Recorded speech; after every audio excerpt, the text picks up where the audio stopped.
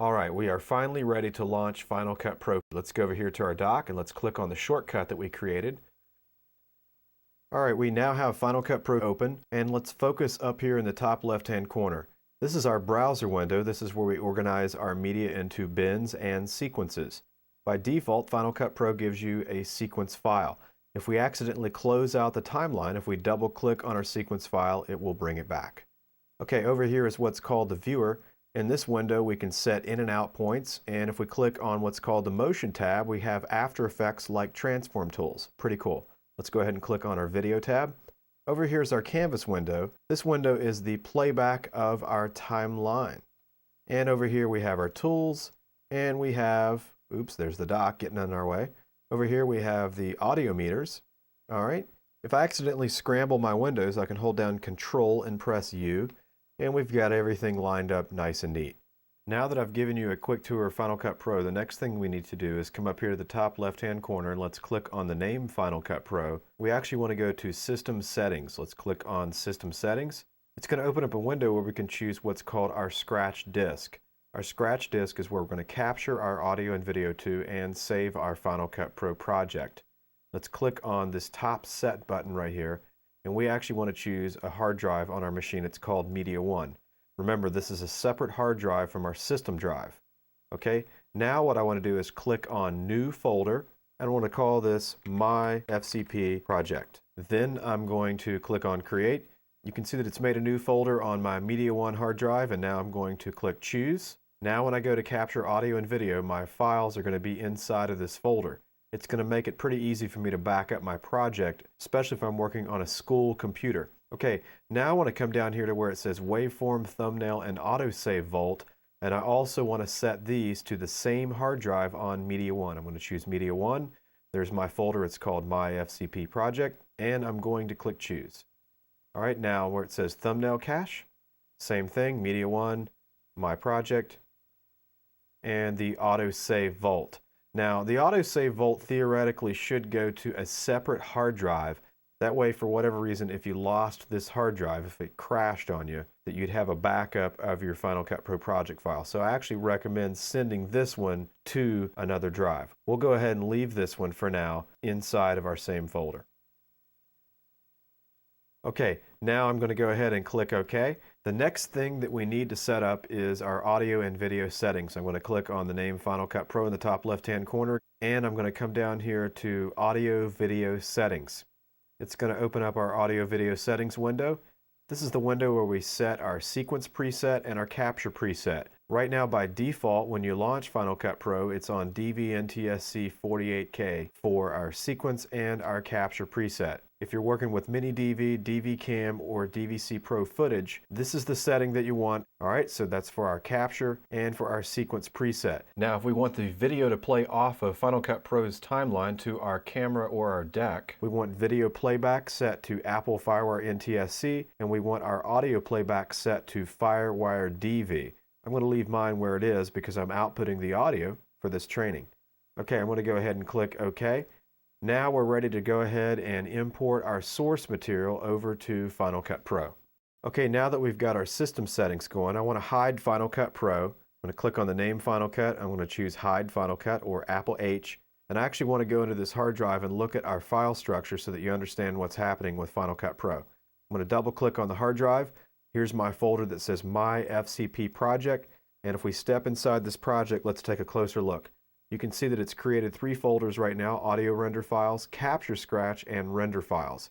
Inside of capture scratch is where we're going to find our footage that we have digitized.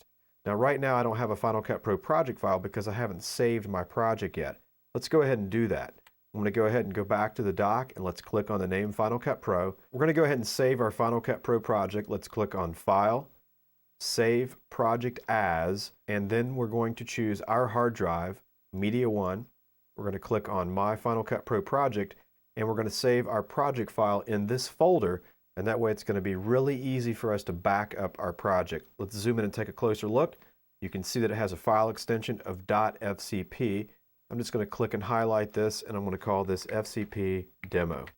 All right. Now I'm going to go ahead and click Save. And I'm going to press Apple H to hide Final Cut Pro. And if we look inside of our folder, let's go to My FCP Project. You can see that we have our Final Cut Pro project file. Let's zoom in and take a closer look. This is what a Final Cut Pro project icon looks like. Now we're almost ready to start editing with Final Cut Pro. What we want to do next is double click on the source materials DVD, and let's go to the column view. And then we actually want to select the folder that's called Walk Up to House. I actually want to copy this folder that's called Walk Up to House inside of my Final Cut Pro project that's on my scratch drive on my tower. It's not a good idea to import footage from a CD or a DVD-R into Final Cut Pro's timeline. A CD is not as fast as a hard drive. It's going to slow you down. I recommend definitely copying all video and audio material to a hard drive. Do not work from a CD or a DVD. It's bad news. Okay, what we want to do is go ahead and copy this folder that says Walk Up to House into our folder on the hard drive. Okay, it's finished copying, and now what I want to do so I don't confuse myself is I want to go ahead and eject this DVD-R with our source material. Notice it has a little eject symbol here in the Finder, or I can right-click or control-click on the disk and choose Eject Final Cut Pro Training, or I can drag it to the trash can on the Finder and it gives me the eject symbol. Either way, I want to take that DVD out so I don't get confused about which folder I'm working from. I want to make sure once again that I'm only working from the hard drive. Okay, I'm going to go ahead and quit this window, and let's go ahead and go back to the dock and click on the Final Cut Pro icon. Okay, now we want to go ahead and get started cutting our first scene together from the Buddy movie. Let's go ahead and right-click or control-click here in the browser, and I'm going to choose Import, and I actually want to choose Import Folder. And I'm going to go to Media 1, and I'm going to click inside the folder that's called My FCP Project, and I want to actually import the folder that's called Walk Up to House. I'm going to click on Choose. Now it's going to give me an error, which it did because we tried to import a Final Cut Pro project file. You actually can't import a project file, but of course you can import media such as QuickTimes or still pictures. Okay, now that I've imported the Walk Up to House folder, let's twirl down this triangle, and you can see that I've already organized our footage into bins. It's really easy if I want to create a new bin. Let's zoom in and take a closer look here at the browser window. I'm going to right-click and choose New Bin. Okay, we have a new bin. Notice it gives us an untitled bin, and I'm going to call this New Video Clips. Okay, that way if I digitize some material into my computer, this is where our new video is going to go. And what I'm going to do now is go ahead and right-click on this folder, and I'm going to set this as my logging bin. And notice how it puts the slate right next to this bin. And that way if I capture any new media into Final Cut Pro, or what I mean by that is record footage from my mini DV tape onto the hard drive, I can find it inside of that folder. Now if I actually want to change the view of my icons here inside the browser window, let's go ahead and do that. If I double click on the video folder, notice how this tab pops up. But if I want to see a video thumbnail of these clips, if I right click on here, I can choose View as Medium or Large Icons. All right, and that actually gives us a video thumbnail view. I'm going to go ahead and close this tab out. Now another trick that I can show you is if our text is too small, if I right click, I can get a text size. Right now we're on small, I can choose medium, or let's go back and choose large text. There you go. I actually like the smaller text. I'm going to right click and go back to text size, and I'm going to choose small. Okay, so that's what's going on inside of the browser window. Let's go ahead and double click on a video clip and let's talk about the viewer. I'm going to collapse the triangle on my video bin inside of Walk Up to House, and let's scroll down, and I want to double click on Car Pull Up Wide. If I double click on this shot, it's going to load it inside of the viewer. Notice over here on the left hand side of the viewer these film sprockets. This indicates the absolute beginning of the media file.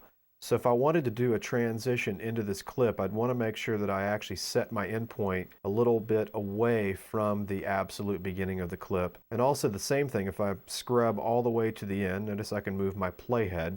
If I go all the way to the end of the clip, notice on the far right I have film sprockets here on the right, indicating that I'm at the absolute end of this media file. It would be a pretty good idea when shooting footage to allow some pad on the end so that I could do a transition. So you might want to not pause that camera as quickly. You might want to hold steady on that shot to allow yourself some extra room so that you can actually come back and set an out point. So speaking of setting in and out points, let me show you how to do that. Down here on the bottom left of the viewer window, notice that we can click on the endpoint, In our case, we actually want to set what's called an out point. Or you can press I and O on the keyboard. All right, we have our first shot that we've set our in and out points. Let's talk about how to bring this down to the timeline. The shortcut key on the keyboard is to actually press F10, and this brings the shot down to the timeline. So F10 is the quick way to bring this down. This is called an overwrite edit. We can also take this shot, if we click and hold down on it, we can drag it over to what's called the canvas window, and if we drop it on overwrite, it will put it down onto the timeline. If we zoom in and take a closer look at our timeline, you can see that our source patch is targeted onto V1. If I untarget this patch, and I come over here and I delete the video clip, I'm going to select it and press delete. Let's actually bring it down to the timeline again, or try to. Click and hold down, I'll drop it on overwrite. Notice that it says your edit operation had no effect. Check the target tracks. So we might want to watch this. Now, the reason why we only have a video patcher and we don't have audio patchers is because this clip doesn't have any audio. I'm going to go ahead and patch this shot back to V1. And let's go ahead, and this time I'll show you the third way to bring the edit down. We can click on overwrite. All right, we have this shot down here on the timeline. I want to go ahead and back this up. And then if we go up here to our music, let's collapse this folder and let's double click on our music track inside of the music bin, Trance 3. All right, check this out. I can actually scrub through the audio if I click and hold down on the playhead. Listen.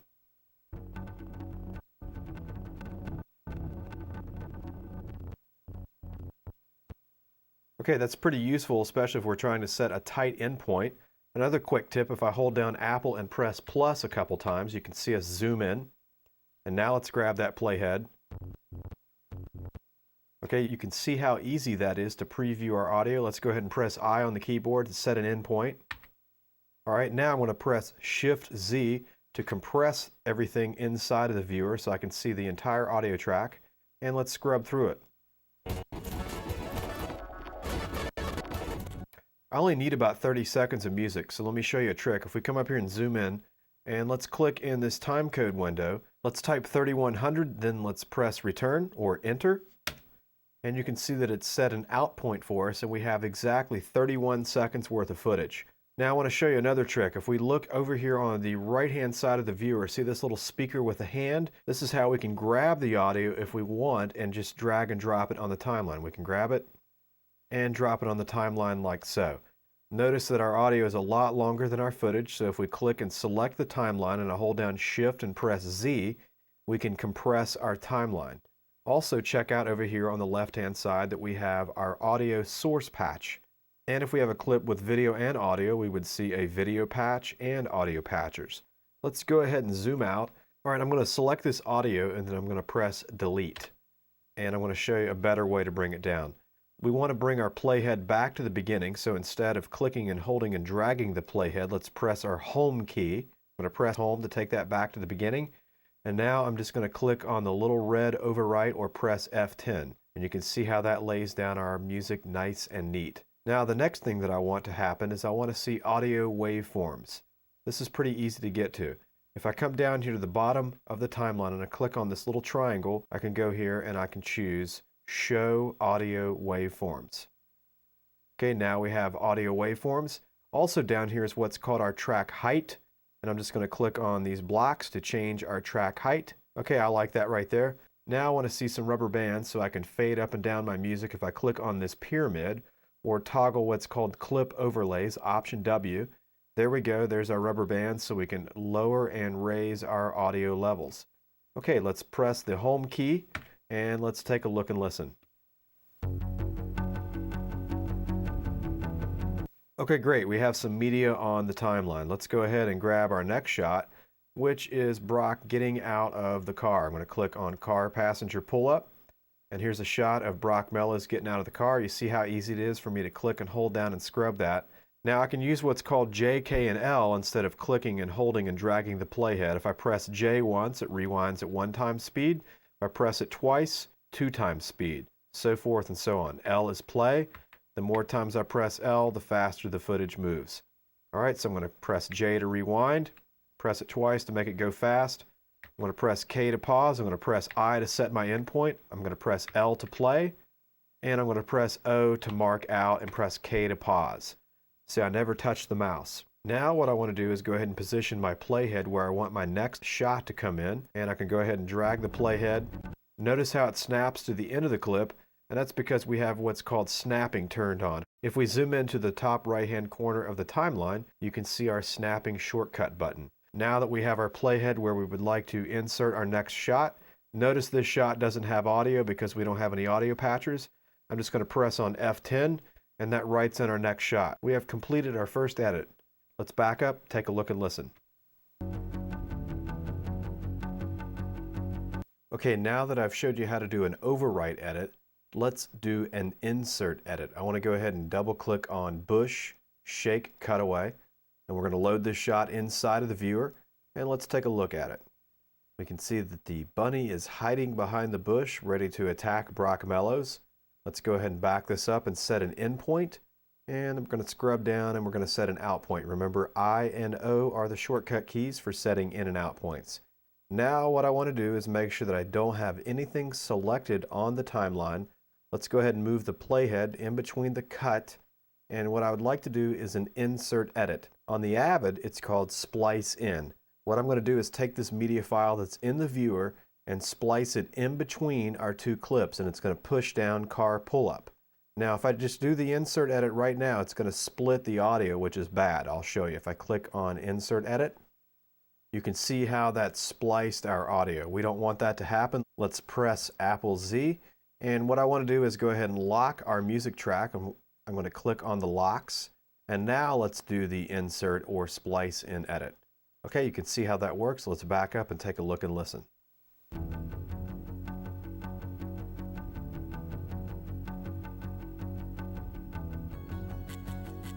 Okay, so that was our insert edit. Okay, we've been talking about insert and overwrite editing. Let's talk about rearranging shots on the timeline. I actually want the car pull-up shot to be right after our car pull-up wide shot. So what I want to do is actually do some rearranging. I'm going to click and hold down on Bush Bunny, and I'm just going to click and drag and drop it. Notice how it snaps to the end. And then to get rid of the dead space in between these two shots, if I just click here and press delete, watch what happens. It pulls our timeline down.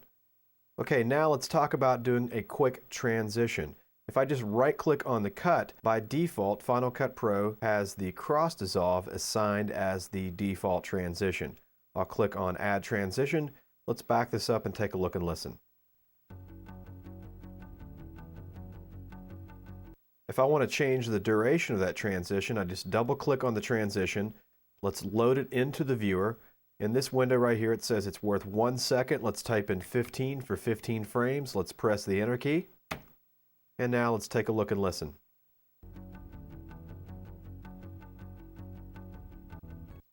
Okay, that's our quick transition. Okay, now that I've shown you how to do a quick transition, let's go ahead and start working with audio again. Let's bring that voiceover down to tracks A3 and A4.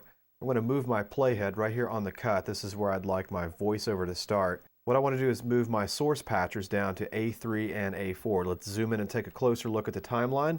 I'm going to grab A2 and let's move this to A4. And let's take A1 and move it to A3. All right, let's zoom back out. Now let's come over here to the browser window, and we want to go inside the voiceover bin, and let's double click on pull into driveway. All right, let's play this and take a listen. It was a typical Tuesday night. You know, nothing of importance going on. The voiceover is only playing in the left channel, and we can see visually that the voiceover was only recorded on one audio channel, and the audio that's on A2 is not really usable. Well, first let's go ahead and click here in the pan, and let's type in 0 and press enter to go ahead and pan it to the middle, and let's listen, see if it works. It was a typical Tuesday night. You know, nothing of importance going on. All right, it's okay to start with. It's okay for right now, but we're going to delete this second part of the audio that we don't need. All right, there's a couple ways that we can bring audio down to the timeline. If you like to drag and drop content down to the timeline, if we zoom in and take a closer look, notice the little hand on the speaker. If we click and hold down on that hand, we can actually drag our audio down to the timeline like so. I'm going to undo that. We've already done our patching, so let's go ahead and click on the overwrite edit, and you can see how easy that is to lay in our voiceover. The next thing that I want to do is unlink these so that I can delete this bottom portion of the audio. Check out this underline. That means these two files are linked together. We can hold down Option and press L to unlink these two files. We can also unlink them by clicking on Modify and selecting the stereo pair. Both of these audio tracks are selected. Let's click here in the gray background. And now I want to select the channel that's on A4 and let's press Delete. You can see we're left with the channel that has the most modulation.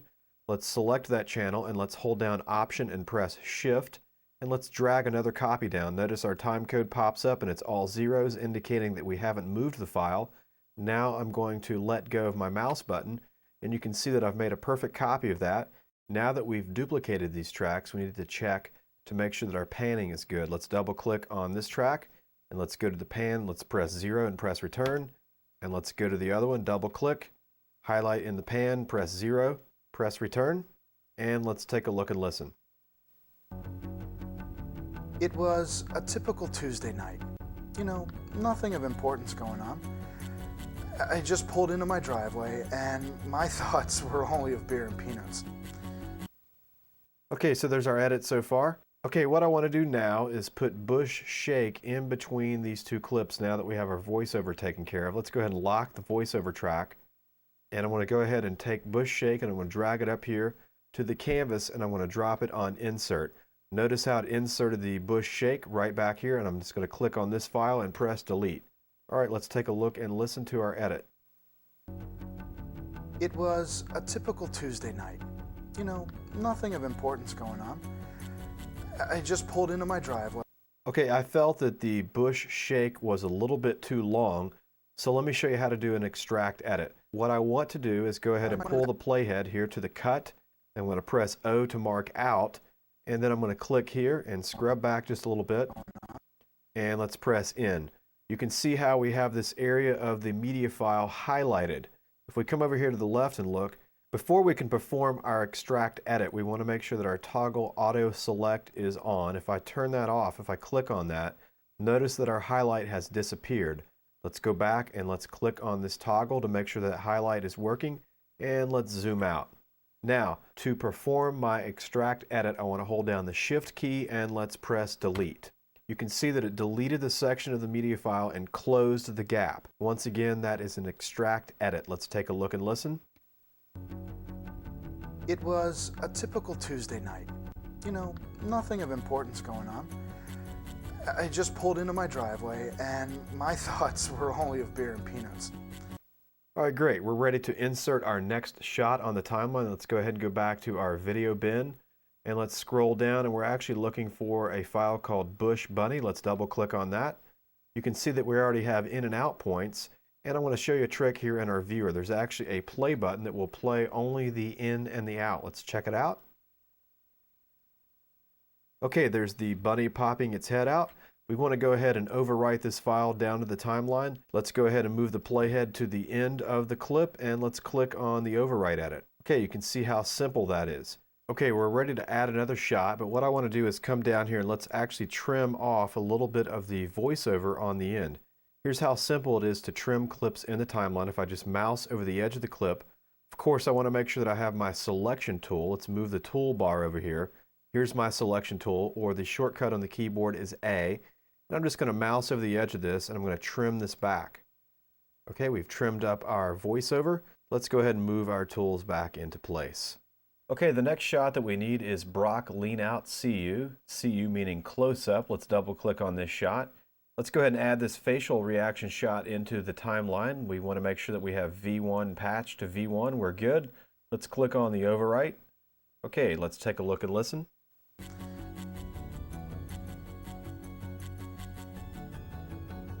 Okay, excellent. Now let's add in our next shot. Let's go ahead and move our playhead back to the edge of that clip. And let's get over the shoulder walk. Let's double click on this shot and you can see that Brock is shaking his head. Then he walks away.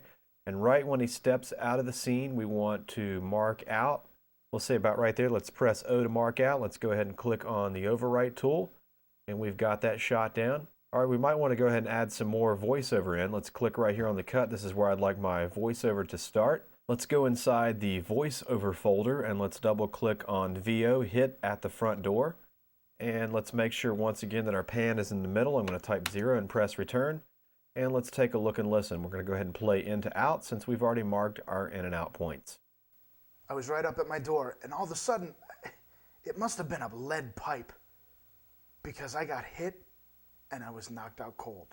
Okay, we're ready to go ahead and bring this down to the timeline. Remember, I can click on the hand and drag and drop it. I have already patched A1 to A3 and A2 to A4.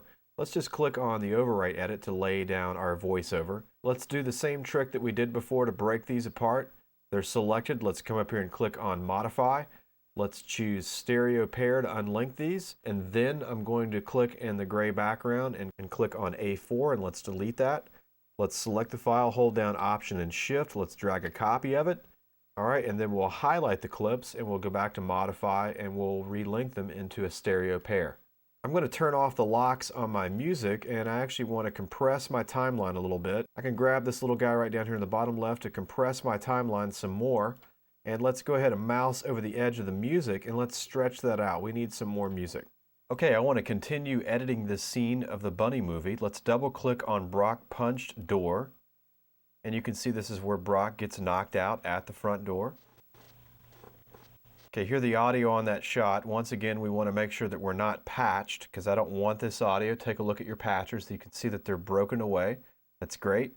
We don't want anything selected on the timeline. Let's click in the gray background to deselect. Let's go ahead and click on the overwrite and let's take a look and listen. I was right up at my door, and all of a sudden, it must have been a lead pipe. Okay, great. I like how when he says pipe, he gets hit right at the same time. That's good. Okay, now let's go ahead and move our playhead back to the edge of that clip so it snaps. And the next shot that we need is Brock comes to. Let's double click on this shot. And we want to make sure that we provide plenty of space at the front of the clip to perform a transition. Remember what we talked about earlier. If we have film sprockets, that means that we're at the absolute beginning of the clip. I want to go ahead and scrub into this a little bit. And I'm going to set an endpoint about here to make sure that I have plenty of footage because I want to perform a long dip to color transition. All right, let's go ahead and overwrite this shot in. Let's click on overwrite. Okay, now what I want to do is go ahead and get our next shot, which is the bunny taking the briefcase. So that's bunny briefcase CU or close up. Okay, that's loaded into the viewer. Let's check out this footage. Okay, looks great. Definitely don't want the audio. Let's keep those patchers unpatched. Let's click on the overwrite. Okay, the next shot that we need is Brock roll and get up. Let's double click on this shot and let's preview our footage. Okay, looks pretty good. Let's go ahead and make sure that we're just targeting V1. We don't have A3 or A4 patched. Let's click on the overwrite edit and we've got that shot in there. Okay, great. Let's go ahead and back this up and preview. Okay, our next step is to go ahead and fade out our audio with the video. Let's zoom in and take a closer look at our audio track. Okay, if I hold down the Option key while I have the selection tool, it gives me the pen tool. I'm going to click right here and actually make a node or a breakpoint, depending on the verbiage you want to use. And now I'm going to click right here and add another node, and then let's click on this and pull it down with the selection tool, and we'll fade out our music. If I would like to increase the fade on my music, it's very simple. I just make sure that I have the selection tool and I grab that second node and we can stretch it out a little bit further. Let's take a look and listen.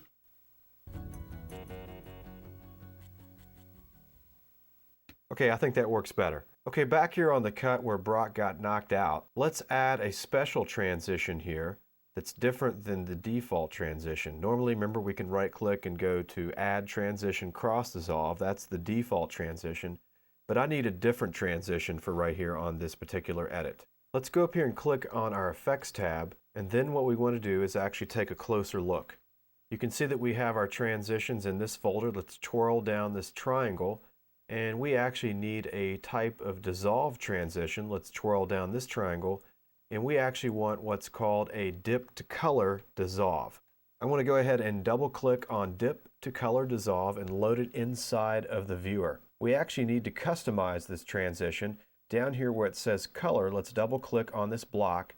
Let's adjust our white levels to almost 90% to where it looks a little gray on our computer monitor.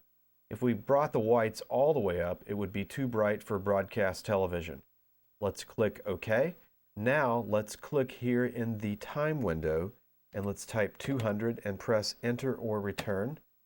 Over here in the top right hand corner of the viewer, let's click and hold down and let's drag and drop this transition on the cut. Okay, great. Let's back it up and play and take a look and listen. Let's press the L key to play. All of a sudden, it must have been a lead pipe because I got hit and I was knocked out cold. Now let's go ahead and take our playhead back to the beginning of our timeline. Let's press the home key and let's press the L key to play and take a look and listen to our edit that we have completed so far. Okay, our next step should be to save our project again. Let's come up here and go to File and let's choose Save All, or we could do Apple S to save our project. Always a good idea, right? We don't feel like doing all this again. Okay, our next step should be to make sure that we're able to view the output of Final Cut Pro 5 on our camera, and then we can take the AV cables from our camera and connect it to an NTSC monitor or a television so that we can see what our edit looks like on a TV. If we click on View on the top menu, let's come down here to External Video, and that should be on all frames. Once again, you have the FireWire cable connected from the computer to your camera. The camera is in VCR mode. You should be seeing the picture on your camera LCD. And you should also be able to hear the audio coming through the speaker on your camera. If we come down here to where it says audio playback, it should say FireWire DV. Now mine's on Mode 2828 because I'm recording this training session. If we go to video playback, you can see it's on Apple FireWire NTSC 720 by 480. Now for whatever reason, if you can't get the device to work, just click on Refresh AV Devices. And then another tip is if the FireWire ports hang, is you might want to shut down the computer, unplug the power cord for like 30 seconds and plug everything in, boot up the machine, turn on your camera, launch Final Cut Pro, and then you should see a picture. Either way, you should be editing off of an NTSC monitor and not just relying on your computer monitor. Okay, our next step is to go ahead and sweeten up our levels a little bit more. Let's go ahead and click on Window and let's go to Arrange and let's go to the Audio Mixing Window Setup. Alright, you can see that it added our audio mixer to our setup here in Final Cut Pro 5. Let's go ahead and select the timeline and press the Home key to make sure that our playhead's at the very beginning. And I'm going to go ahead and press the space bar so that you can check out the levels on the meter.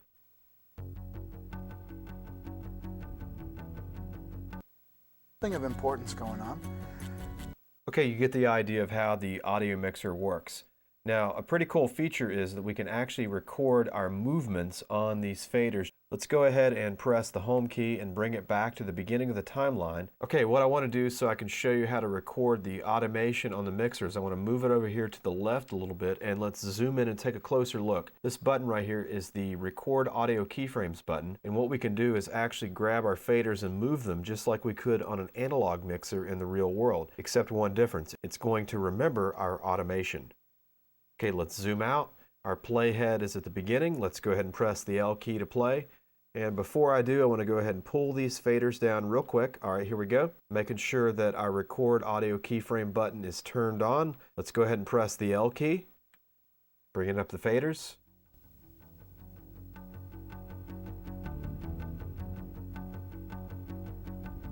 It was a typical Tuesday night. You know, nothing of importance going on. I just pulled into my driveway and my thoughts were only of beer and peanuts. I was right up at my door and all of a sudden, it must have been a lead pipe because I got hit and I was knocked out cold.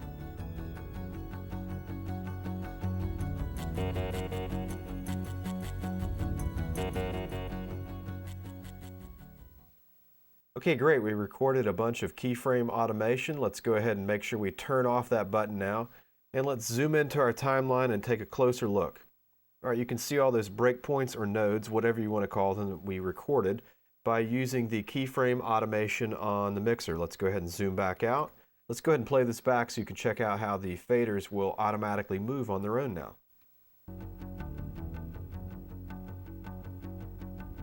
It was a typical Tuesday night.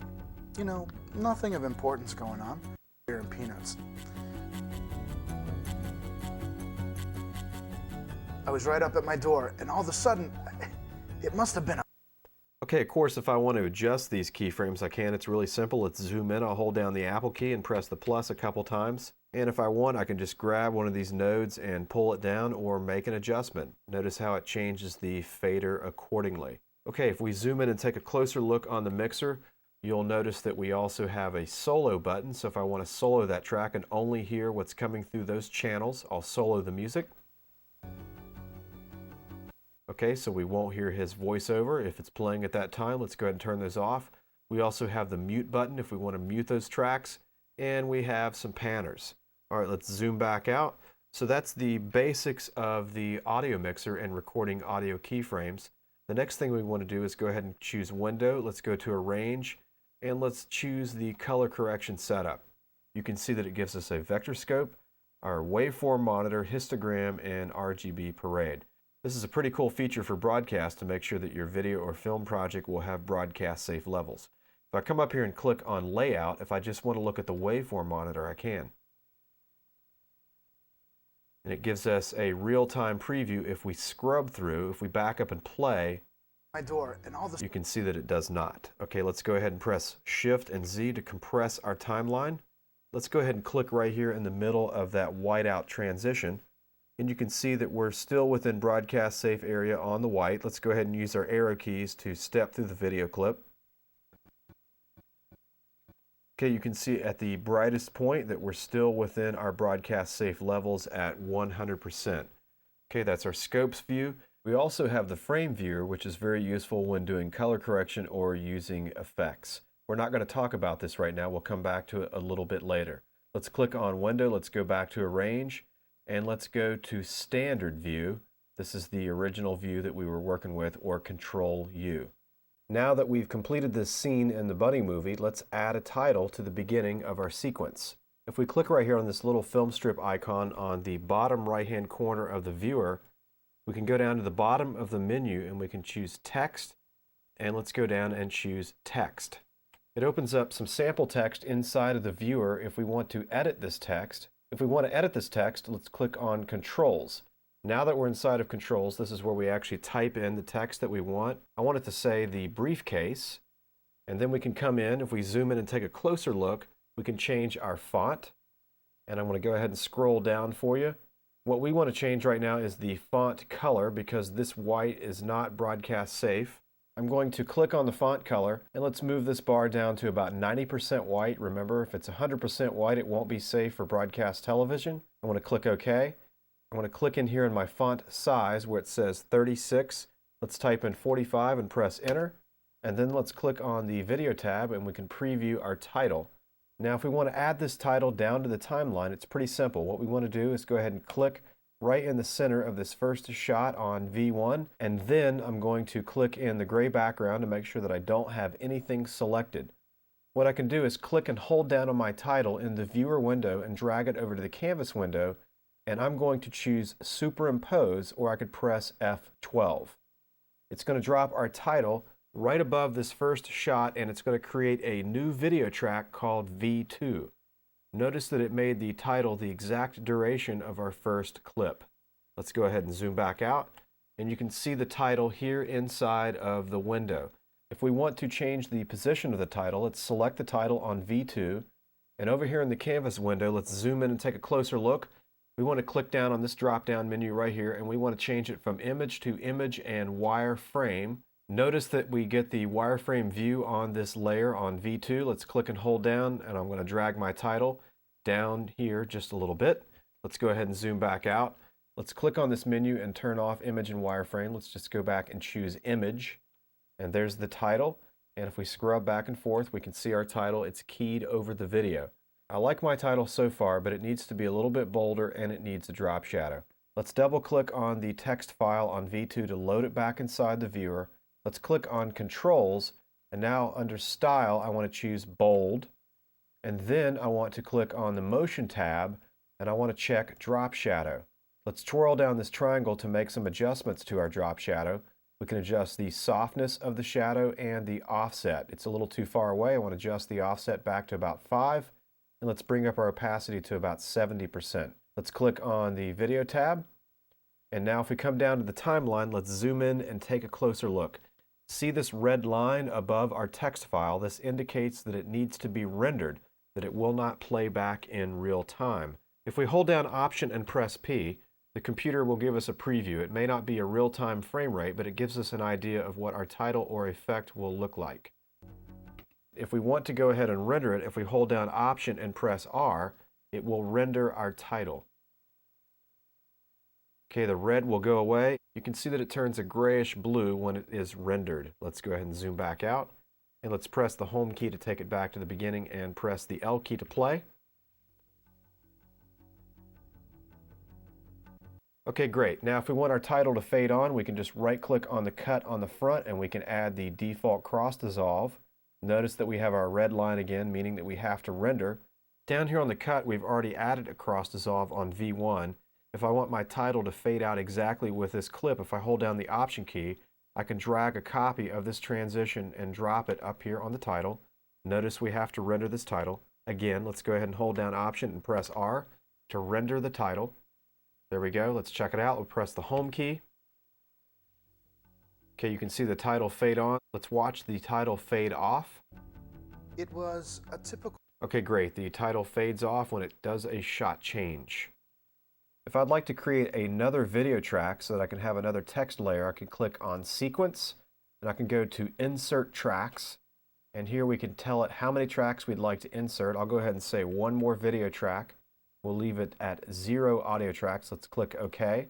And we've actually added another video layer, but you can't see it. If I come over here to the top right-hand side of the timeline, I'm going to click on these little arrows to scroll up, and here is our V3 video track. Now, if I want to see all of my video tracks, I can change my track height and click on this little guy down here on the bottom left of the timeline, or hold down Shift and press T to change the track height. Now that I have shown you how to create a basic title, let's talk about animating our title using motion keyframes. What I want to do is come over here to the canvas window, and I want to click and hold down on my zoom drop-down menu, and I want to choose 25% so that we can see outside of the video frame. And now what I want to do is click and hold down on this menu and change it from image to image and wireframe. And then I want to hold down my Shift key and click and drag the title straight off the screen. Okay, now notice the position of my playhead. It's towards the beginning of my text. I'm going to come over here to the bottom right hand side of the canvas window, and I'm going to click on Add Motion Keyframe. Notice how our wireframe turned green. Let's go ahead and advance our keyframe in just a little bit towards the middle. I'm going to hold down the Shift key and drag our title back onto the screen. Notice the line showing the direction of the text animation. Now what I want to do is go ahead and click and add another keyframe. Notice how it turned green. Now we want our title to stay on the screen for a little bit longer. Let's advance our playhead maybe about another second or two. And let's click and add another keyframe. Now let's move our playhead towards the end of the text layer. And let's hold down the Shift key and drag the title off the screen to the right. Let's click and add our last keyframe. Now let's go in and look at our keyframe data. If we double click on the text file and load it inside the viewer, let's click on the Motion tab. And now we're going to click and hold down on the Motion tab, and let's drag and dock it on the timeline. And if we grab our little zoom slider down here at the bottom of the timeline, we can zoom in and look at our keyframe data. So you can click and hold down on the keyframes and drag them if you'd like to a different position and make adjustments here. All right. I'm going to go ahead and move the Motion tab back up here on the viewer. Let's redock that. Let's click into the timeline and let's press the Home key to move our playhead to the beginning. Now let's hold down the Option key and press P to force a preview. And you can check out the animated title coming onto the screen. It holds for a little bit and then it moves off the screen. Okay, now that we have animated our title, let's go ahead and click here on the Zoom drop-down menu on the canvas window, and let's choose Fit to Window. Now I'm going to click on the timeline and press the Home key. I want to go ahead and render our title. I'm going to hold down Option and press R to render the title. You can see that it's rendering our title. Okay, let's play back our title in real time.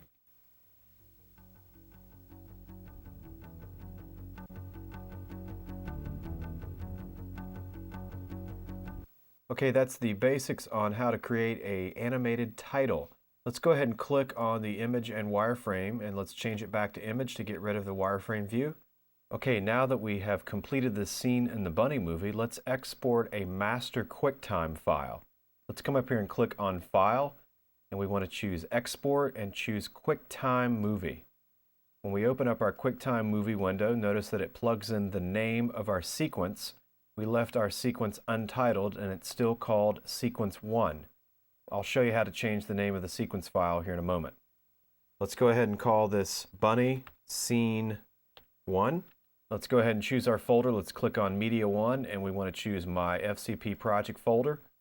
Now if we come down here and look at settings, we want to click and hold down, and we want to choose the DV NTSC 48K setting, which was the current setting, but we just want to make sure we have it right. We want to include audio and video, and for right now we don't want to include any markers. Let's choose none. Now down here where it says make movie self-contained, we want to check this box if we want to be able to play this QuickTime movie on another machine. We also might want to go ahead and manually add the extension .mov so that if we go to a Windows machine, it will recognize this file as a QuickTime. I'm going to go ahead and click Save, and you can check out the export that's happening. It's writing audio and video, and it's creating a flattened QuickTime file that will stand alone and play without our Final Cut Pro project. Okay, our QuickTime file has finished. Let's go ahead and import this QuickTime file into the browser. Let's right-click and choose Import Files. Let's click on Media 1, and then let's choose My FCP Project.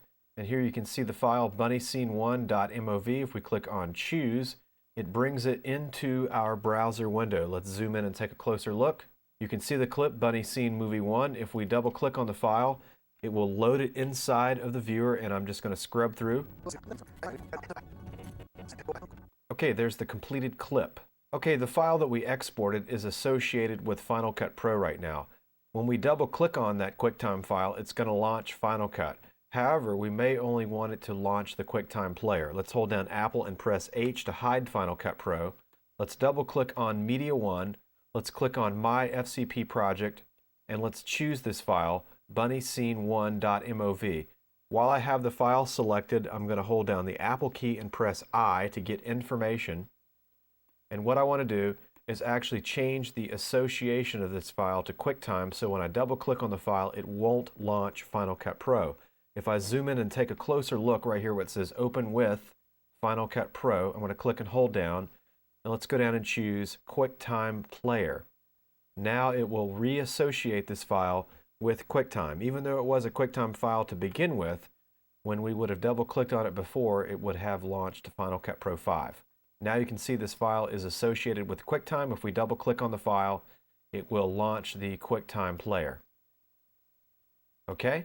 So that's a good little tip for you if you just want to make a QuickTime file that's associated with QuickTime. That way, if you burn this file to a CDR or a DVD-R and hand it off to a friend, when they double click on the file after they've copied it to their hard drive, it will open the QuickTime player and not Final Cut Pro. Okay, that's the QuickTime export with Final Cut Pro 5. Okay, we have a completed sequence from the Bunny movie, and we may want our producer or director who is very far away to check out our scene so they can see our progress. Let me show you how to make a downloadable or streaming web clip out of Final Cut Pro 5. If we click on File and we choose Export using QuickTime Conversion, it's going to open up our QuickTime export window. Down here at the bottom it says Format QuickTime, and then it says Use. Notice the default setting. If we click and hold down on Default Setting, there are some great presets we can choose from. I recommend Broadband Medium. This is very good for DSL users. If you want to see what settings are being used, let's click on Options, and you can see that it's H.264. This is a great codec for the web and for high definition. If you want to change the settings, you can, but these are pretty good. It's using the H.264 for video, and it's using the AAC Advanced Audio Codec for audio. Notice that it has the checkbox for Prepare for Internet Streaming. I'm going to click OK. Notice once again, because we didn't name our sequence file, it's just called Sequence 1 here in the export.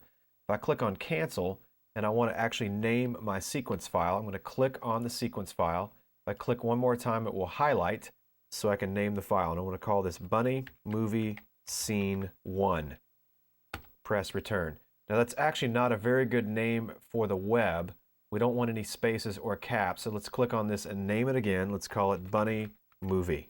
Okay, now let's zoom back out, and I'm going to go ahead and go back to File, Export using QuickTime Conversion. Then I want to click under Use. Let's choose Broadband Medium. Like I said, this is good for DSL connections. Notice that we don't have any spaces or uppercase letters, which is good for the web. If we click on Options, we can verify our compression. There's the H.264 AAC. We'll go ahead and click OK. Now inside of my FCP project folder, let's go ahead and click Save, and you can check it out. It will export this clip for the web. Now H.264 does take a while to encode. The longer it takes video to encode, the better it looks. Okay, our QuickTime video clip for the web has finished exporting. Let's hold down the Apple key and press H to hide Final Cut Pro. Let's double click on the Media 1 drive. We're in the column view. Let's step inside of My FCP project folder. And you can see right here we have Bunny Movie. Now we're missing the file extension, which is going to be very necessary for the web. Let's hold down Apple and press I. And when this window pops up, right here it says Hide Extension. Let's uncheck that so that the QuickTime extension will be on the end. Let's go ahead and double click on the file so you can get an idea of what it looks like. Okay, here's our 320 by 240 pixel QuickTime clip for the web. Let's play it back and take a look and listen.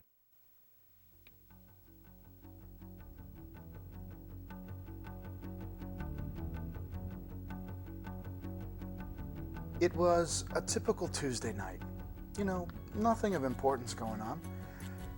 I just pulled into my driveway and my thoughts were only of beer and peanuts. Okay, looks pretty good. Let's go ahead and close out of this window. And let's go ahead and go back to Final Cut Pro 5.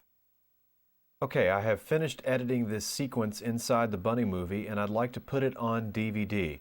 It's pretty simple actually if we know how to use DVD Studio Pro, and there's a chapter on DVD Studio Pro Basics and Menus on this training series. Okay, we want to make sure that our timeline is selected. It is. Let's come up here to File. Let's choose Export, QuickTime Movie. And this time we actually want to make what's called a reference file. Let's go ahead and uncheck Make Movie Self-Contained because we're going to create this DVD on this computer. If we leave the Make Movie Self-Contained box unchecked, it creates what's called a reference file, which refers back to our master media that's on the timeline. This reference file will not play on another computer. So what I want to do is go ahead and call this Bunny Movie. I'm going to press the space bar and I'm going to type ref on the end of the file so that I know that it's a reference file. Under Setting, I want to click and hold down and choose DVNTSC 48K. And then I want to include audio and video. I'm going to go ahead and click Save. And now this file is ready to import into DVD Studio Pro. Usually reference files do not take as long as a self-contained QuickTime file to export. You can see that this time is going by pretty quickly, so I'll keep talking to burn up some time. All right, it's almost done. There you go. We have exported our reference file for DVD Studio Pro. I want to continue talking about outputting for DVD or DVD Studio Pro. Here's an independent film that we've cut together that's about 5.5 minutes long that I'd like to export for DVD Studio Pro. What I can do is add what's called markers so that we can jump to different points or scenes or chapters in our movie. It's very simple to add a chapter marker. What I want to do is just grab my playhead and move it to a point where I'd like to add a marker. I'm going to double click or press the M key twice very fast, and this opens up our edit marker window, and I'm going to call this opening scene, and I'm going to click on Add Chapter Marker. I'm going to click OK. Let's go ahead and advance our playhead down the movie. Let's add another marker. Let's press the M key fast twice. And let's call this Motel. And I'm going to click on Add Chapter Marker. OK. I think you're starting to get the idea. Let's add a couple more chapter markers. I'm going to press M twice again real quick. And we'll call this Bedroom. And click Add Chapter Marker. And then towards the end, let's put a marker in for Credits. Okay, I can also add markers under Mark. Go to Markers and click on Add. Let's add that marker in. Let's press the M key to edit that marker, and let's call this Credits. And we'll click on Add Chapter Marker, and then I'm going to click OK. I have in and out points on my timeline specifying the media that I want to export as a QuickTime reference file so that I can make a DVD inside of DVD Studio Pro. Let's go to File, Export. We're going to choose QuickTime Movie. Notice how the name of our sequence pops in there. It's called Movie Edit. That's fine for right now. Under Setting, I want to click and hold down and choose DV NTSC 48K because this is DV footage. I want to include audio and video, and here under Markers, I'm going to click and hold down and I want to choose Chapter Markers. We're going to go ahead and leave Make Movie Self-Contained uncheck to make this a reference file, and in the name, let's type ref so that we know that it's a reference file. And check it out, I'm putting this file inside of my project folder once again so that's easy for me to back up this project folder, especially if I'm working on a school computer or someone else's machine. It's going inside my FCP project folder. I'm going to go ahead and click Save, and it shouldn't take too long to export this reference file because the film is only about 5 minutes long. Okay, then what we would do is open up the file inside of DVD Studio Pro. I recommend that you check out the chapter on DVD Studio Pro to learn how to use the markers inside that application. Okay, that concludes this chapter on making markers for your DVD authoring program inside of Final Cut Pro 5 HD.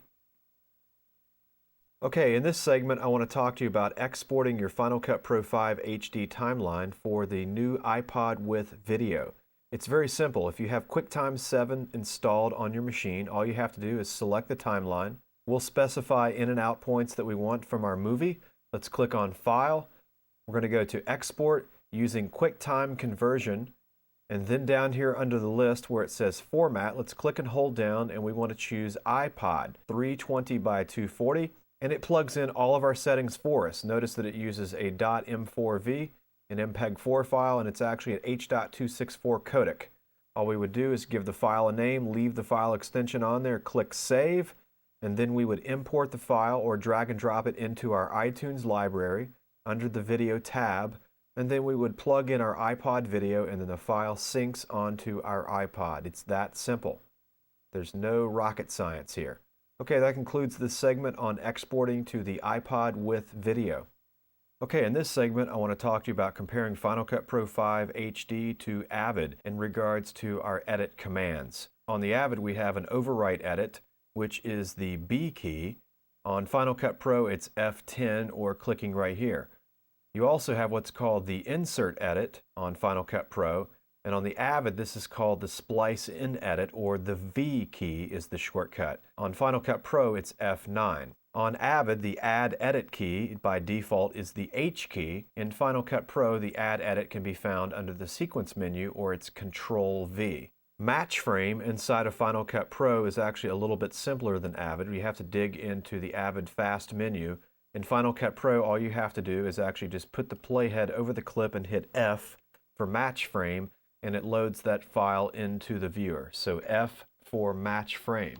Now, if we want to create what's called a subclip, notice how we have in and out points selected on this file in the viewer. It's very simple. If we click on Modify, we can choose Make Subclip or Apple U.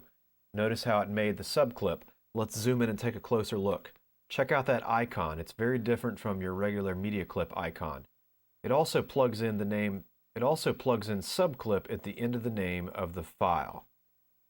The lift edit is just simply the delete key. If we select this file, I'll press delete. That is the equivalent to a lift edit on the Avid. Let's undo that, Apple Z. To perform an extract edit on the Avid, you set in and out points and target the track and press the X key for extract edit. In Final Cut Pro, you hold down Shift and press delete to perform an extract edit. It's very simple. I'm going to go ahead and undo that.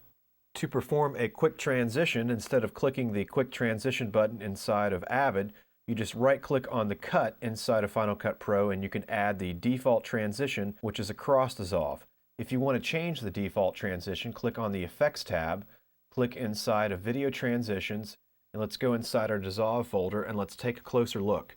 If you check it out, you can see that cross dissolve is underlined, indicating that this is our default transition. If we would like to make ripple dissolve our default transition, we can right-click on the file and choose Set Default Transition. It's that simple. Okay, that concludes this segment on comparing basic edits with Avid and Final Cut Pro. Okay, you have been working with our source material to learn how to use Final Cut Pro. Now I'm sure you're anxious to get your own video into the program and start editing like a pro. So what we want to do is go ahead and actually close out this project. Let's click up here in the top left-hand corner of the browser window, and we're going to click Yes to save our Final Cut Pro demo project. If you're still going to be editing mini DV or DV cam footage, the previous settings that we had were good. But it's always a good idea before you create a new sequence to go check out your audio video settings to make sure that you're set up to capture your video properly. I'm going to be capturing mini DV footage, so the DV NTSC 48K is what we want for sequence and capture preset. And notice our device control, FireWire NTSC, so that we can control our mini DV deck or camera. And then if we want to preview the playback from the timeline, from Final Cut Pro to your mini DV camera, we also want the video playback on Apple FireWire NTSC and FireWire DV. You can also get to these settings in the log and capture window. I will show you in just a second. I want to go ahead and click cancel because this is already set to where we want it. I'm going to click on File, New Sequence. Okay, we have a brand new sequence, and it's always a good idea when you create a new sequence to go ahead and give your sequence a name. To name the sequence file, it's very simple. We can just click on the sequence and it highlights, and I'm going to call this multicam edit because I'm capturing footage to teach you the multicam lesson for later. I'm going to go ahead and press return. So there's the name of our sequence. If we zoom in and take a closer look on the top left-hand side of the timeline, you can see that the tab is also the name of our sequence file, and the different tabs represent the different sequences. Yes, you can have multiple sequences open in Final Cut, and you can also nest them. Now that we've named our sequence file, we still have an untitled project. Let's save the project. Let's go to File, Save Project As. Let's click on our Media 1 hard drive and let's choose My FCP Project because we can save multiple projects in this folder because this is where our scratch disk is going. I'm going to show you that setup here in a moment. Let's go ahead and name this project multicam.fcp. I want to go ahead and save this project in that folder. If we zoom in and take a closer look here on the top left-hand corner of the browser, you can see that our project tab is now named Multicam. Now it's time to create a new bin to capture our footage into. Let's right-click here in the browser. Let's choose New Bin. Let's name the bin Brian Interview. Okay, we went ahead, we named our bin. Now what we want to do is set our bin as the logging bin.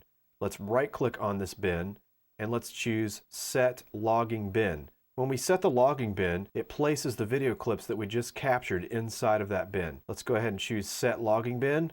If we take a closer look next to our bin, notice the slate. That indicates that this is the logging bin. So once again, we'll be able to find our footage inside of this bin. Let's go ahead and zoom out. We're ready to go ahead and capture some video now. Let's click on File and choose Log and Capture or Apple 8. It's going to open up our log and capture window. If you notice down here towards the bottom of the capture window, it says VTR OK. That indicates that it is communicating with our DV camera. Okay, let's take a quick tour of the logging window.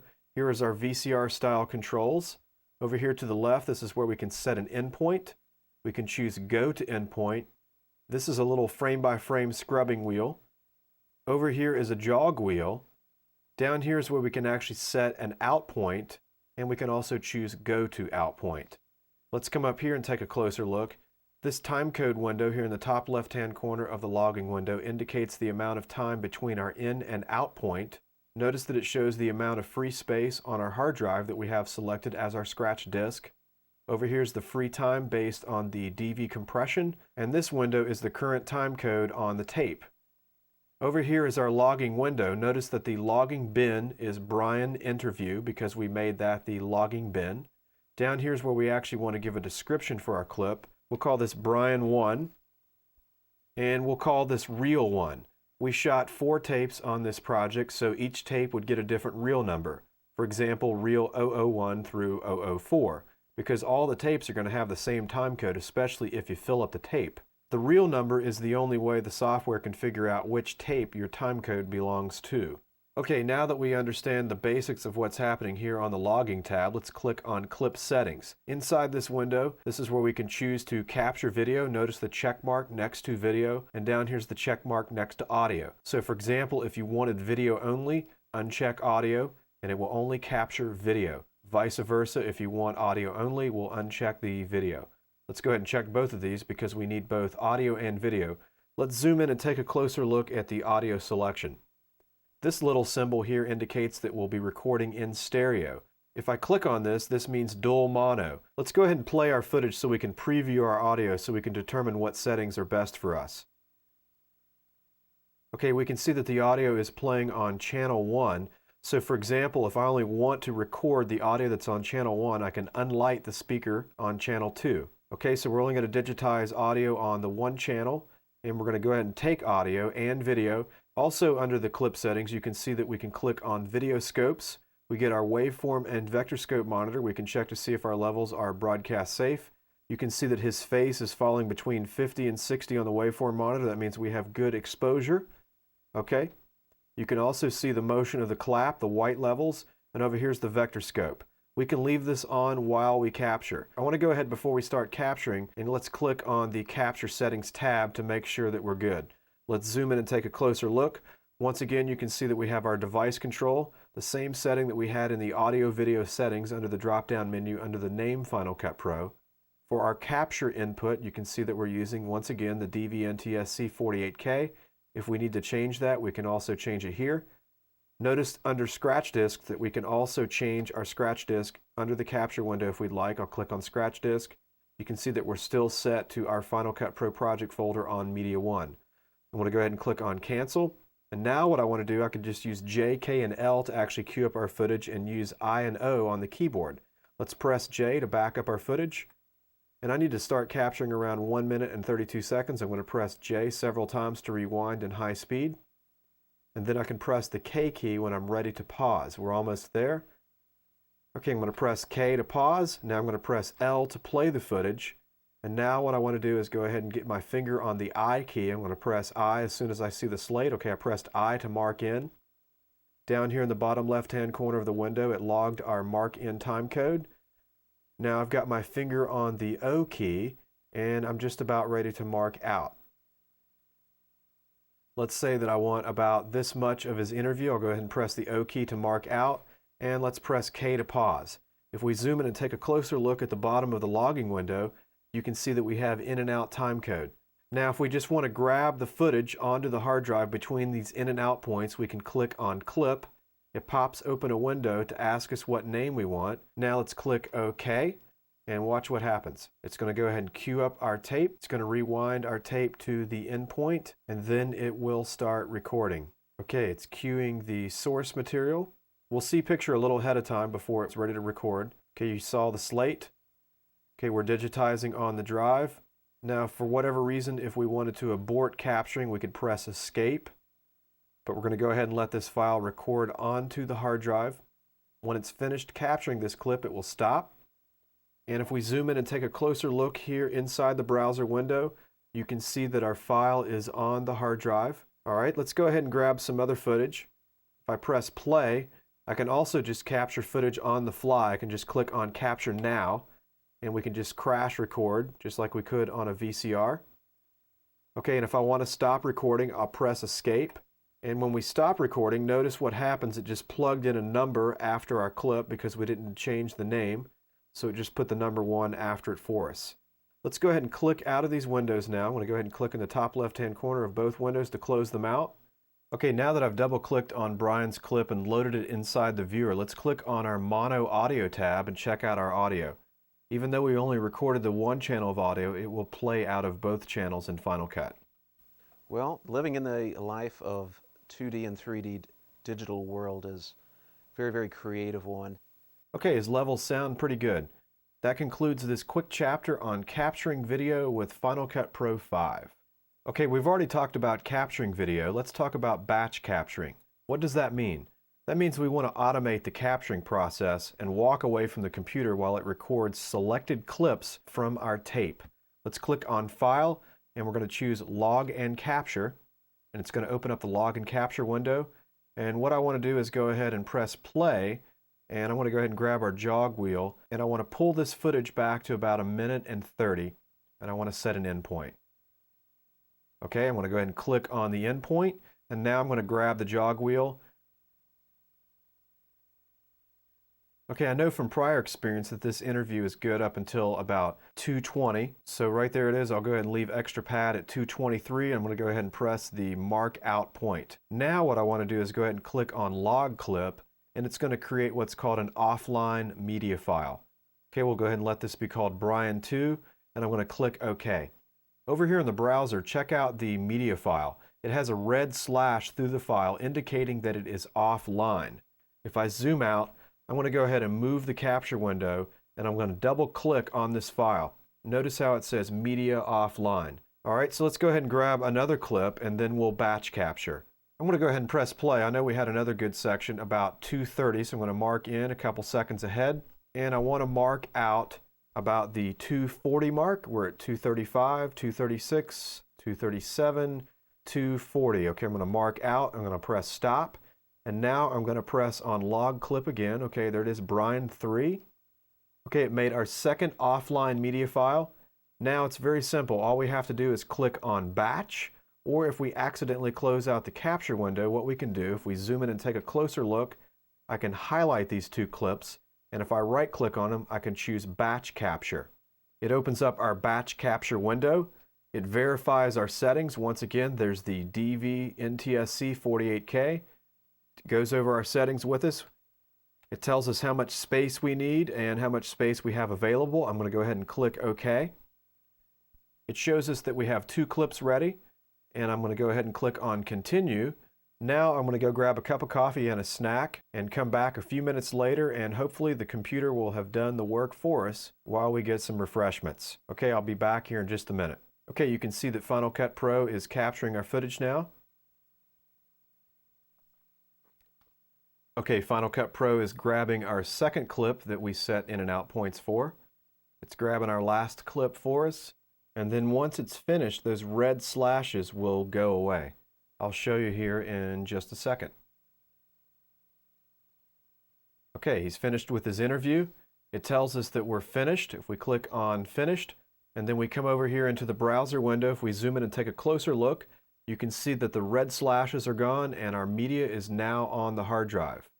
All right, that concludes this quick chapter on batch capturing with Final Cut Pro 5 HD.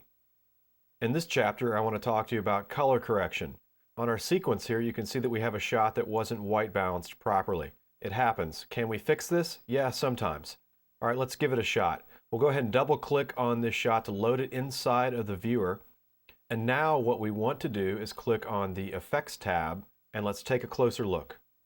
You can see that we have a folder called Video Filters. If we click on the Video Filters triangle, let's go down to the folder that says Color Correction.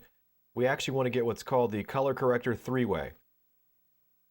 Okay, what I want to do now is click and hold down with the mouse button and drag and drop our color corrector onto the clip that needs correcting in the timeline. Then let's double click on the clip to make sure that we have it loaded into the viewer.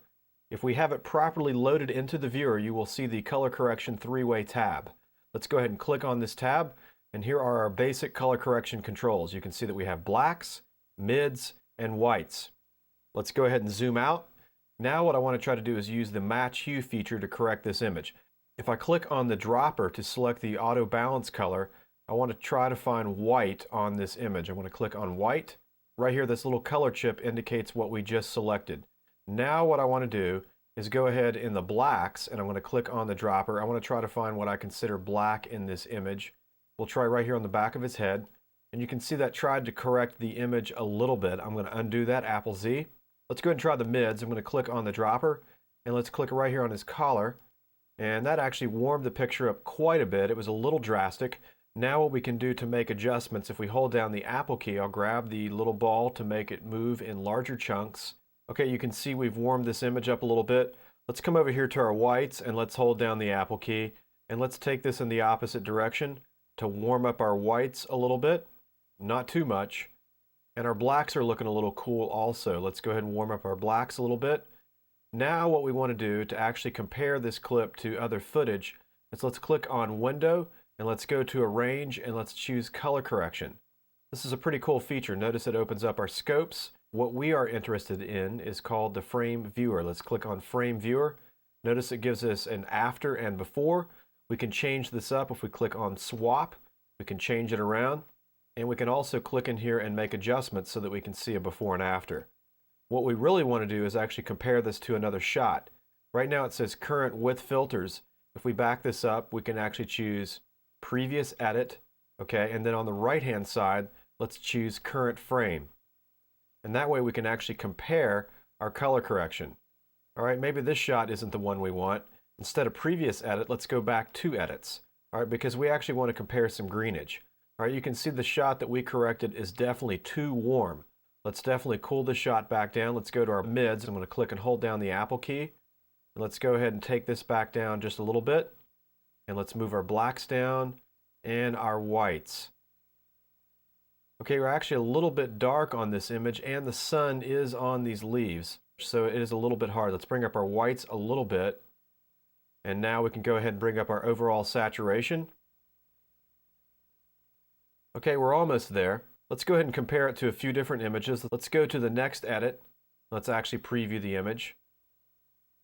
Okay, let's look at the flesh tones. You can see Brock Mello's flesh tone is a little bit warm, and here it's still a little bit cool. Let's try to warm up those flesh tones a little bit. Let's come to our mids and let's warm it up. We don't want it too pink. And let's take our whites and let's move them a little bit warmer. Color correction is definitely not that easy, and it cannot be done by committee. It has to be one person who's an expert in color correction. That's why on many films and videos you see a credit for a colorist, or what's called video. Someone who's an expert with color. Okay, that's pretty good so far. Let's go ahead and go back to Window and let's choose Arrange, then let's choose Standard to get back to our regular view. And let's scrub through here. It's not bad. It's a lot better than what it was before, but it's still not perfect. Okay, that's the basics of color correction inside of Final Cut Pro.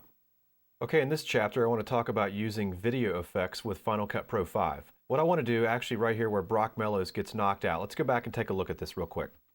Must have been a lead pipe, because I got hit. Okay, you can see the whiteout, but I actually want his vision to appear blurry. We need to add a blur to this shot, and I also want to animate the blur. If we click on the Effects tab, what I want to do is come over here and click on Video Filters, and then the first folder that says Blur, let's collapse that folder, and let's take a closer look. You can see that we have a Gaussian blur, and a radial blur, a wind blur, and a zoom blur. Notice that all of those filters are in bold, indicating that it is a real-time effect. I want to use the Gaussian blur. I'm going to click and hold down on the Gaussian blur, and I'm going to drag and drop it onto the media file in the timeline. I'm going to double click on it to load it inside of the viewer. Now what I want to do is click on the Filters tab. Okay, here's the Gaussian blur. I'm just going to grab the radius and crank it up and watch over here in the canvas window. Okay, you can see the blur. Now we can animate this blur using keyframes. What I want to do is move my playhead back towards the beginning of the clip, and then I want to click on the Filters tab, and let's dock it down here onto the timeline so that we can see what's going on. Let's zoom in and take a closer look. This line right here indicates the beginning of the media file, and this line indicates the end of the media file. Let's take our playhead, and we're actually going to click right here just before the clip starts, and let's type in a value of about 50 and press return. And let's add our first keyframe for our blur. Let's go ahead and zoom out. Now let's scrub into the file. Let's grab the playhead. Notice how we have a timeline inside of the effect window so we can see the blur. Okay, there's the blur. Let's actually move the playhead towards the end of the clip, and then let's click on the keyframe diamond to add another keyframe. Now I'm just going to take the slider and move it all the way down to bring the shot back into focus. Notice the animated line for our filter. If I right click on the keyframe, I can choose Smooth and actually get handles, so I can make a Bezier curve. And I can do the same thing on the end of the shot, Smooth. And we can actually ramp our blur. Let's back it up and let's just play it inside the timeline inside the Filter tab. Been a lead pipe, because I got hit and I was knocked out cold. Okay, if we want the blur to last longer, let's just grab the second keyframe and we'll stretch it out. Let's play it again. Been a lead pipe, because I got hit and I was knocked out cold. Okay, great. That is exactly what we wanted. Let's go ahead and grab the Filters tab and redock it onto the viewer. Okay, great. Let's click on the Video tab, and we can also scrub inside the viewer and take a look at our effect. Okay, looks great. Okay, now that we have our effect, let's use what's called the frame view to notice the difference between our effect and the original image. Let's click on Window. Let's go to Arrange, and I want to choose actually color correction again. I want to click inside the timeline and press Shift and Z. Let's click on our media file that has the blur filter. Let's click on our frame viewer so that you can see the before and after. Okay, so that's how the frame viewer is useful. Now we can apply multiple effects to this clip. If we double click on the clip to load it back inside the viewer, our viewer is now over here on the far left. Let's click on the filters tab, and you can see that we have the Gaussian blur.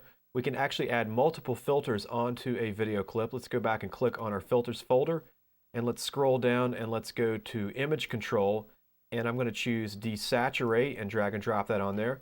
There's our desaturate filter. You can see that I instantly made it black and white, and we can animate our desaturate. Notice we can come from black and white to color or vice versa. If we want to get rid of a filter, it's very simple. We'll just click on the filter and press delete. Okay, it's gone. Let's scroll down. Notice there's sepia. Okay, so if you want to use the cliche sepia tone, notice you can even adjust the tint color if we click on it. We can adjust that tint color. If we want it to be greenish, we'll click OK. We can tint the video green, and of course we can animate all that with keyframes. Let's click on sepia tone to delete that. Alright, that concludes this quick chapter on using effects with Final Cut Pro 5. Okay, we've been talking about video effects. Let's talk about audio effects, or filters. If we click on the Effects tab, if you notice there's a folder that's called Audio Filters. If we twirl down this triangle, we have Apple, eMagic, and Final Cut Pro filters. Let's go inside of the Final Cut Pro filters folder, and let's scroll down, and I actually want to use the reverberation filter. Let's zoom out. I want to use the reverb filter. Let's double click on our voiceover track to load it inside of the viewer. And what I want to do is click on the filters tab, and we can also drag our effects over like this. Okay, here's the filter. Let's back up and play the audio. And pipe, because I got hit and I was knocked out cold.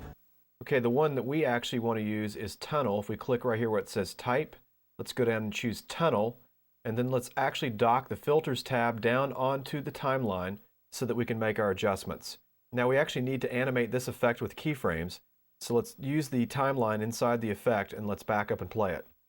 The sudden it must have been a lead pipe. Okay, right there is where I want the effect to start. I'm going to go ahead and click on the keyframe, and I'm going to bring down the effect mix to 0. There's our first keyframe, and let's go ahead and bring the playhead towards the end, and then I want to bring the effect mix up to about 38. Let's back this up and play it.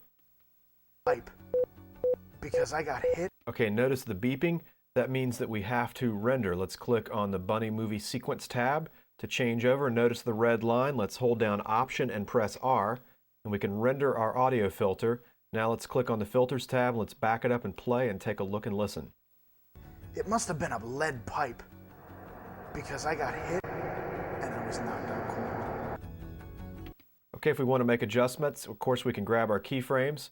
We can also add multiple audio effects together just like we can with the video effects. Let's go ahead and grab our Filters tab and redock it to the timeline.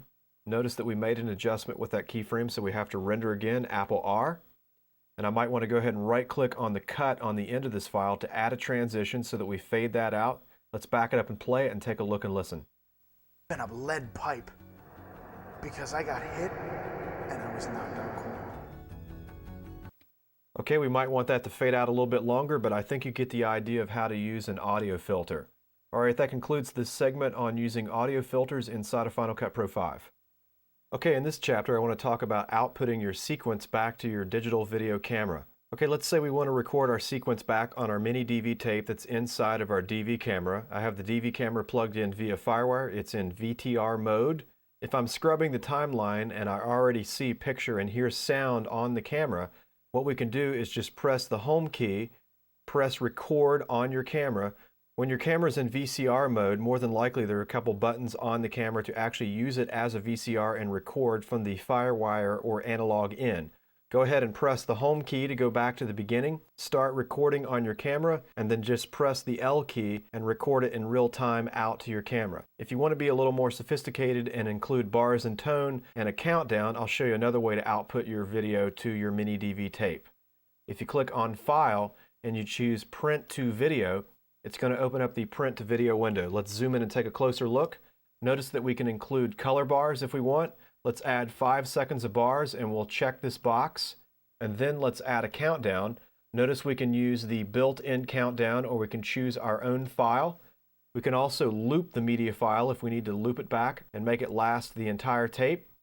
We can also choose automatically start recording. That might be a good idea. If we want to test our levels, we can click on preview. Watch your ears. Here comes some tone. Okay, you get the idea on the tone.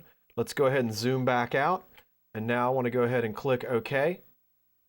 And watch what happens. It's going to go ahead and write our video if we didn't render our timeline. If we want to avoid this step, go ahead and render your timeline ahead. Remember Option R to render the timeline. Okay, once it's finished writing the video, it pops open the window. It says ready for playback. Click OK to start recording media onto the deck. Our camera went ahead and started recording. Let's click OK.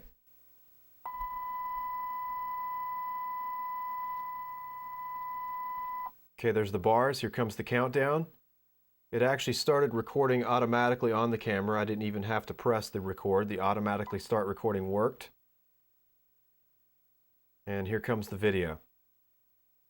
And then once the video is finished playing out to your camera or deck, just press stop and you're good.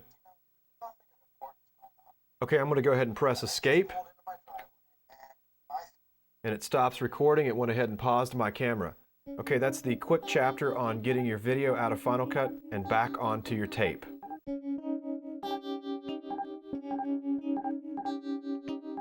Okay, in this chapter, I want to show you how to export a still image out of Final Cut Pro. It's very simple. All I have to do is cue my playhead on the timeline where I would like to make a still image. Notice how the timeline is selected. See the image that I have in the canvas window. If I go to File, Export, and I choose using QuickTime conversion, and then when this window pops up down here under Format where it says QuickTime Movie, I want to click and hold down and I want to choose Still Image. And then if I click on Options where it says Format, you can see that it already has Photoshop chosen, and that's actually what we want. And then if I click on Options again, I can choose the depth. I want millions of colors plus. I'll click OK. I'll click OK. Then I can choose where I want to put the file. I'll choose the desktop, and it makes the name of the still image the name of the timeline. So if you want to change the name, highlight it and change, and then click Save. Okay, now I'm going to cancel out of this because I want to make a still out of the viewer. I already have my playhead queued up here in the viewer. I'm going to select the viewer. Notice how it highlighted when I selected it. And this is a still that's moving, so it's going to have interlaced lines, and this is where I'm going to need to show you how to de-interlace the lines inside of Photoshop. Okay, so I have my playhead queued where I want to make the still. The viewer is selected. I'm going to go to File, Export using QuickTime Conversion. Now I want to choose Format. I want to click and hold down and choose Still Image. Click on Options. I want a Photoshop file. I'm going to click on Options again. Millions of colors plus to verify that. Notice the name of this file is the name of the media file, Bunny Punch Hand. And down here where it says Hide Extension, notice we don't have that box checked. So it should put a period PSD at the end of this file name to make it a Photoshop file. I'm going to go ahead and save it on the desktop and click Save. Now there's our file. I'm going to hold down Apple and press the Tab key, and I'm going to tab over to Photoshop CS. Now I'm inside of Photoshop. I'm going to go to File, Open, and then I actually want to click on the desktop, and I'm going to choose my file, bunnypunchhand.psd, and I'm going to open the file. Now we have the file open inside of Photoshop CS. I want to zoom in and take a closer look at this file so that you can see the interlaced lines on your television screen or your computer monitor. Okay, these lines would not be good for an image that we want to print in our DVD artwork, or if we want to use this image on our website. So how do we get rid of these interlaced lines? Well, we want to make sure that we have our layer selected. We only have one layer. It is selected. Let's click on Filter, and then we're going to go down to Video, and we're going to choose De-Interlace. Let's open up the De-Interlace window, and let's zoom in and take a closer look. In the De-Interlace window, you want to experiment with your settings. I'm going to go with even fields, and I'm going to choose duplication. Let's go ahead and zoom back out, and I'm going to click OK and stare at the image and watch what happens. Okay, see how it got rid of the interlaced lines, and now we can actually see the blur punch in motion. If we zoom in and take a closer look at the image, you can see that we do not have the interlaced lines. Now we can just go File, Save, and save the image, or we could go Save for the web, and then we could save our image for the web. If we choose 4 up, we'll click here in the top right-hand column, And you could come over here and choose a JPEG, a GIF, or a PNG file and click Save. All right, that concludes this quick tutorial on exporting a still out of Final Cut Pro and opening it in Photoshop and removing our interlaced lines.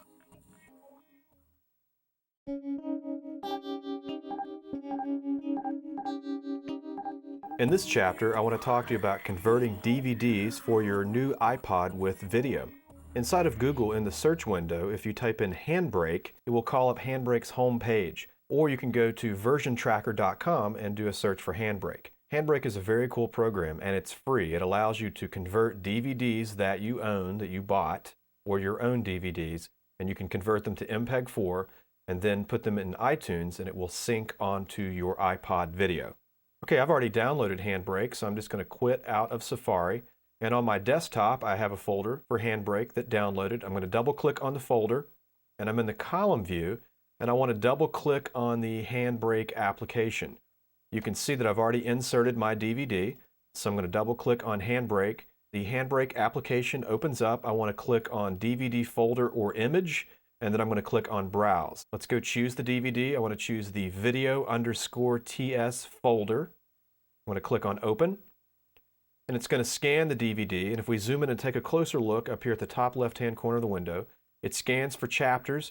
So for example, it's found 2 chapters and we can join those chapters to create one clip, or we could just say from chapter 1 to chapter 1, make a clip. Notice that it shows the duration, or we could join all those chapters and make one clip. For example, if we have a long movie and we want to join all the chapters together to make one clip for our iPod video, you can do that.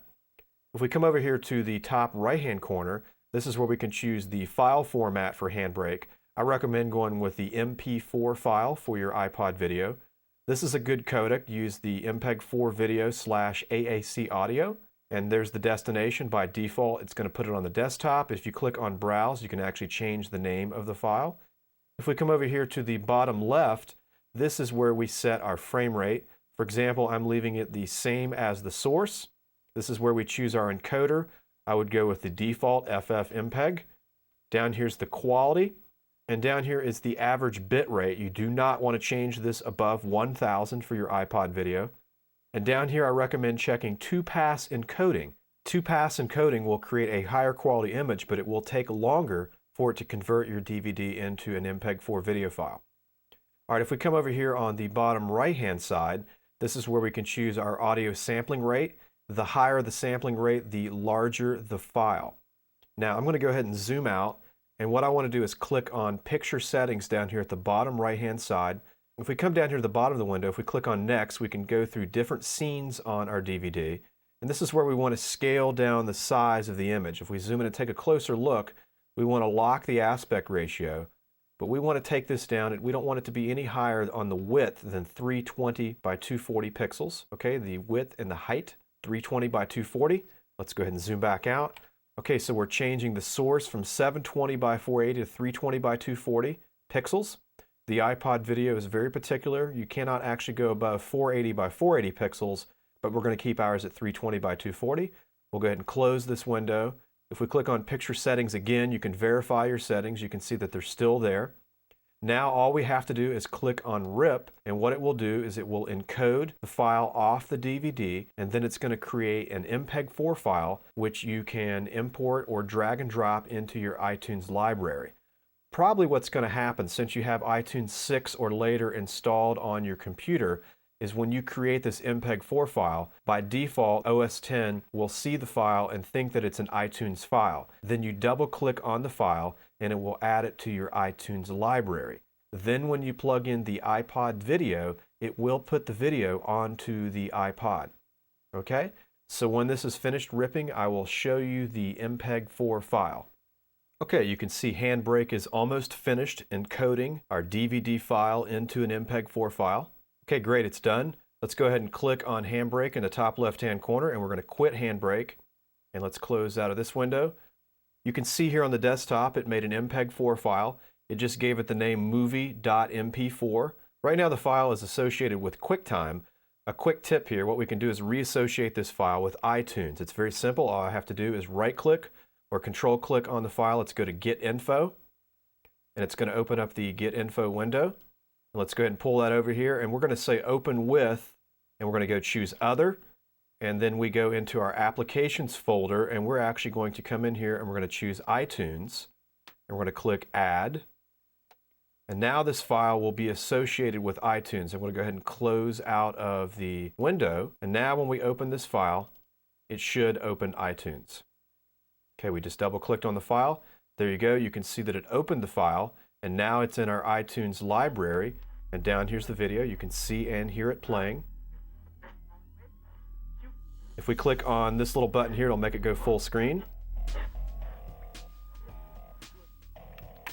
Okay, so you can see the files in iTunes now, and if we come over here and click on videos, you can see that it shows up in the video list, and all we have to do now is plug in our iPod and let it sync onto our iPod video. Alright, that concludes this quick chapter on using Handbrake to convert DVDs for your iPod with video.